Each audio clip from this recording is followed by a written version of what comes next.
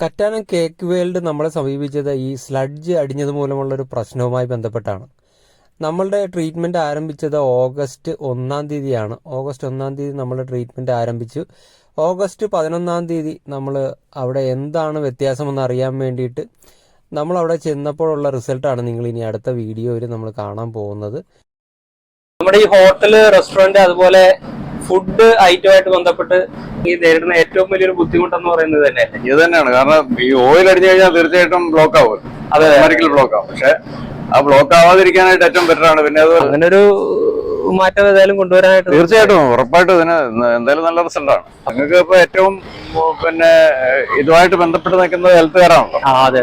Health ഡിപ്പാർട്ട്മെന്റും അതുപോലെ തന്നെ food ഡിപ്പാർട്ട്മെന്റും അവര് രണ്ടുപേരും FSSAIയുടെ ആളും വന്നു. അവരോട് ഞാൻ പറഞ്ഞു, അവർക്കെല്ലാം തുറന്നു പോയപ്പോ അവർ ഹാപ്പിയായി.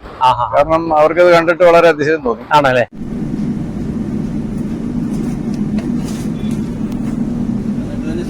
ഓയിലിന്റെ ഒരു വലിയ കട്ടി തന്നെയായിരുന്നു.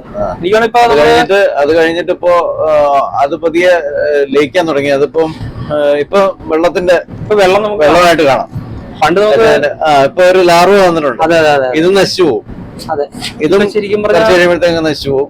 അപ്പൊ വെള്ളം ഏകദേശം ഒരു വൈറ്റ് കളറിലേക്ക് മാറും.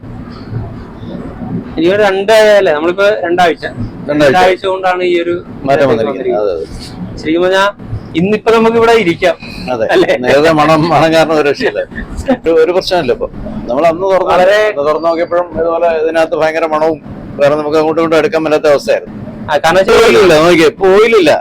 ഓയില് അതിലേക്ക് ലയിച്ചിട്ടുണ്ട്. നമ്മുടെ ഈ ഹോട്ടല്, റെസ്റ്റോറന്റ്, അതുപോലെ ഫുഡ് ഐറ്റമായിട്ട് ബന്ധപ്പെട്ട് നമ്മുടെ ഇപ്പൊ ഹോട്ടൽ ആൻഡ് റെസ്റ്റോറന്റ് ഒക്കെ ആണെങ്കിൽ നേരിടുന്ന ഏറ്റവും വലിയൊരു ബുദ്ധിമുട്ടെന്ന് പറയുന്നത് തന്നെയല്ലേ ഇത് തന്നെയാണ്. കാരണം ഈ ഓയിൽ അടിഞ്ഞു കഴിഞ്ഞാൽ തീർച്ചയായിട്ടും ബ്ലോക്ക് ആവും. ഒരിക്കലും ബ്ലോക്ക് ആവും. പക്ഷെ ആ ബ്ലോക്ക് ആവാതിരിക്കാനായിട്ട് ഏറ്റവും ബെറ്റർ ആണ്. പിന്നെ അത് ഈ ടാങ്കിനകത്ത് നമ്മൾ ശരിക്കും പറഞ്ഞാൽ ഇത് ഇവിടുന്ന് വരുന്ന ഡയറക്റ്റ് ടാങ്കാണ് വരുന്നത്. ഇവിടുത്തെ വാഷിംഗിന്റെ ആണ് വരുന്നത്. അപ്പൊ നമ്മൾ ഉപയോഗിച്ചിട്ടിരുന്ന ആ കളക്ഷനും ഇതും തമ്മിലുള്ള വ്യത്യാസം ശരിക്കും അതാണ്. കാരണം ഇത് തുറക്കുമ്പോൾ തന്നെ നമുക്ക് ആ സ്മെല്ല് വരുന്നുണ്ട്. നമുക്ക് 3 ടാങ്ക് അല്ലേ ശരിക്കും? ഫസ്റ്റ് കളക്ഷൻ ടാങ്ക് ഇത് വരുന്നു. 2, 3, 4, 5-ാമത്തേല് പ്യൂർ വെള്ളമാണ്. അതെ. അതും കൂടെ നോക്കാം. ഇങ്ങനെ തുറന്നു നോക്കാൻ പറ്റുമായിരുന്നു? ഇല്ല, ഇത് തുറന്നു വെക്കാനും പറ്റില്ലായിരുന്നു. അതുപോലെ തന്നെ ഇതിനകത്ത് നമ്മൾ നോക്കി കഴിഞ്ഞാൽ ആ ഫസ്റ്റ് സ്റ്റേജിൽ ഉണ്ടായിരുന്ന ആ സെയിം സിറ്റുവേഷൻ ആയിരുന്നു ഉണ്ടായിരുന്നല്ലേ? ഇപ്പൊ ശരിക്കും പറഞ്ഞാൽ നമുക്ക് യാതൊരു സ്മെല്ലും ഇല്ല, ഒന്നുമില്ല. വെള്ളം നല്ല ക്ലിയർ ആയി. പിന്നെ അല്ലെ, ഇതിപ്പോ അത്യാവശ്യം നല്ല ക്ലിയർ വാട്ടർ ആയി. ഇതിനകത്ത് ഓയിലിന്റെ കണ്ടന്റ് എന്ന് പറയാനായിട്ട് ഒരു സാധനം ഇല്ല അല്ലേ? ഇല്ല, നല്ല മാറ്റമാണ്. ഇതിന്റെ അവർ വന്ന് ഇതെല്ലാം ഞങ്ങൾ തുറന്നു കാണിച്ചിട്ട് ഈ ഇത്രയും ഇത് ക്ലിയർ ആവുമെന്നൊരു ചോദ്യം അവർ ചോദിച്ചു.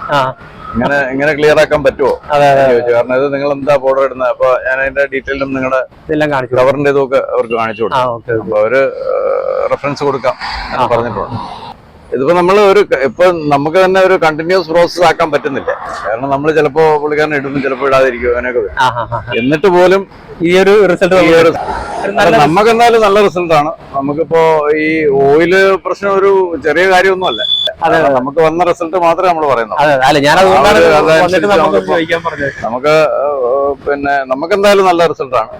ഇനിയിപ്പോ എനിക്ക് തോന്നുന്നു ഇത് നന്നായിട്ട് ഉപയോഗിച്ചാ ഇപ്പൊ പാക്കറ്റ് വീതം നമ്മൾ ഇതിനകത്ത് അപ്ലൈ ചെയ്ത് കഴിഞ്ഞാൽ എനിക്ക് തോന്നുന്നു അതിനകത്തൊരു പ്യൂരിറ്റിയുടെ കാര്യത്തിൽ നമ്മൾ ഒരു സംശയം വേണ്ടെന്നായിരിക്കും. വളരെ സ്മെല്ലി ആയിട്ടുള്ള നമുക്ക് ബാഡ് സ്മെൽ എന്ന് പറഞ്ഞാൽ നമുക്ക് സഹിക്കാൻ പറ്റാത്ത സ്മെല്ലായിരുന്നു. അങ്ങനെ ഒരു മാറ്റം ഏതായാലും കൊണ്ടുവരാനായിട്ട് തീർച്ചയായിട്ടും ഉറപ്പായിട്ടും ഇതിന് എന്തായാലും നല്ല റിസൾട്ടാണ്. അപ്പൊ തീർച്ചയായിട്ടും നമുക്ക് ഇവിടെ അറിയാവുന്ന ആൾക്കാരോട് തീർച്ചയായിട്ടും നമ്മൾ പറയാം. കാരണം നമ്മളല്ലല്ലേ, ഞാനിപ്പോ പറഞ്ഞില്ലേ, ഇപ്പൊ നിങ്ങൾക്ക് ഇപ്പൊ ഏറ്റവും ഇതുമായിട്ട് ബന്ധപ്പെട്ട് നിൽക്കുന്നത് ഹെൽത്തുകാരാണല്ലോ. ഹെൽത്ത് ഡിപ്പാർട്ട്മെന്റും അതുപോലെ തന്നെ ഫുഡ് ഡിപ്പാർട്ട്മെന്റും അവര് രണ്ടുപേരും FSSAIയുടെ ആളും വന്നു. അവരോട് ഞാൻ പറഞ്ഞു, അവർക്കെല്ലാം തുറന്നു പോയപ്പോ അവർ ഹാപ്പിയായി. കാരണം അവർക്കത് കണ്ടിട്ട് വളരെ അതിശയം തോന്നി. അവരും ഈ പറഞ്ഞ പോലെ ഫോട്ടോ ഒക്കെ എടുത്ത് പോയിട്ട്. എന്നാലും നിങ്ങൾക്ക് അതിന്റെ ഉറപ്പായിട്ടും മുന്നോട്ട് പോവാം. വളരെയധികം നന്ദി. അപ്പൊ ഓക്കെ, ആയിക്കോട്ടെ. നിങ്ങൾക്ക് എന്തായാലും ഇതിപ്പോ നമ്മള് ലൈവായിട്ട് ശരിക്കും നമ്മള് ആ പ്രോഡക്റ്റ് ഉപയോഗിച്ച ഒരു സ്ഥലത്ത് നിന്നിട്ടാണ് നമ്മൾ ഈ വീഡിയോ എടുക്കുന്നത്. അവരുടെ അനുഭവമാണ് ശരിക്കും അവർ പറഞ്ഞത്. എന്തായാലും അടുത്തൊരു വീഡിയോ ആയിട്ട് കാണുന്നവരെ ഗുഡ് ബൈ.